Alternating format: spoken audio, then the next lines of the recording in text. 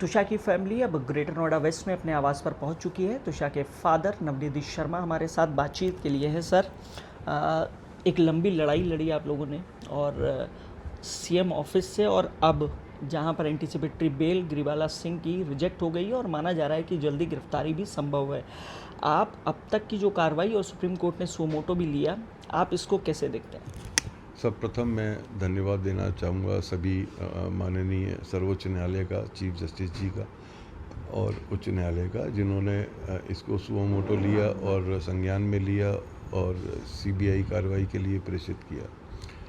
बहुत बहुत धन्यवाद। ये डिसीज़न एक एग्ज़ाम्पल बन के आया है कि कानून से ऊपर कोई नहीं है। लोगों का बहुत विश्वास बना है दोबारा से, और ये एक बहुत अच्छी नज़ीर एग्ज़ाम्पल सेट कर रहा है बाजार। सर, बतौर फैमिली, बतौर फादर, आप लोगों ने भी, परिवार ने भी एक बड़ी लंबी लड़ाई लड़ी और सीएम ऑफिस के बाहर प्रोटेस्ट से वो लड़ाई शुरू हुई। इससे पहले भी आप लोगों ने कई लड़ाइयाँ लड़ी होंगी, लेकिन सीएम ऑफिस के बाहर से और अब तक क्या अब लग रहा है कि जो फैमिली चाह रही थी न्याय मिले तुषा को, उस डायरेक्शन में आगे कार्रवाई शुरू हो गई है?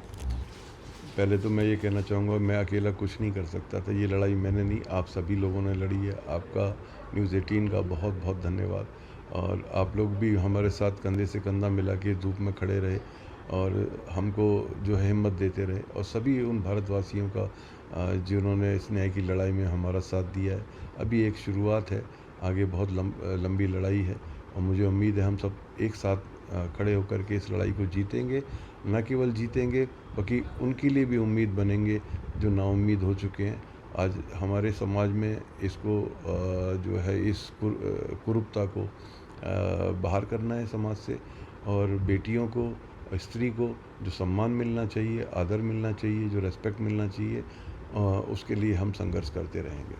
सर, पिता का संघर्ष तो जारी रहेगा, लेकिन पिता, जब बेटी बड़ी होती है, सबसे दुलारी होती है, और आपने कई सपने बेटी ने देखे होंगे, चाहे फिर वो खिलौने से लेकर और अब तक का जो सफ़र रहा है, आप कैसे देखते हैं? और आप चूँकि तुषा हमारे बीच नहीं रही और अब बतौर फादर आप जो है लड़ाई भी लड़ रहे हैं ताकि बेटी को न्याय मिल सके, क्या कुछ रहा है इस जर्नी में?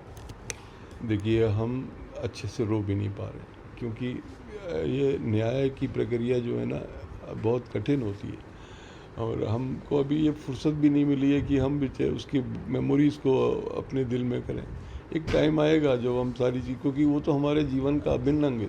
बेटी होना या बेटा होना, आज बेटी होना एक बड़े गर्व की बात है। इतनी मल्टी टैलेंटेड लड़की, वो हमारा ख्याल रखती थी, सारी चीज़ों का ख्याल रखती थी। हम उसके बगैर कैसे रह पाएंगे, ये बताना बहुत मुश्किल है। पर अभी उसी ने हमें हिम्मत दे रखी है किसी प्रकार से कि हम लड़ें और ये न्याय को जो प्रस्थापित करें इस समाज में, दूसरी बेटियों के लिए भी, सभी के लिए ये न्याय की प्रक्रिया सुदृढ़ हो।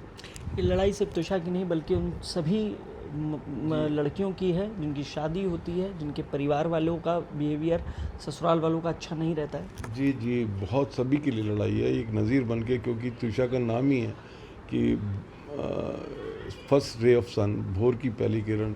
और ये उस सब अंधकार को, इंस्टीट्यूशंस में जो अंधकार है, जो तमाम सिस्टम्स में अंधकार है, उसको ये प्रकाशमान करेगी और गंदगी को बाहर करेगी, और इस नए प्रक्रिया में एक बहुत बड़े जो है बदलाव लाएगी।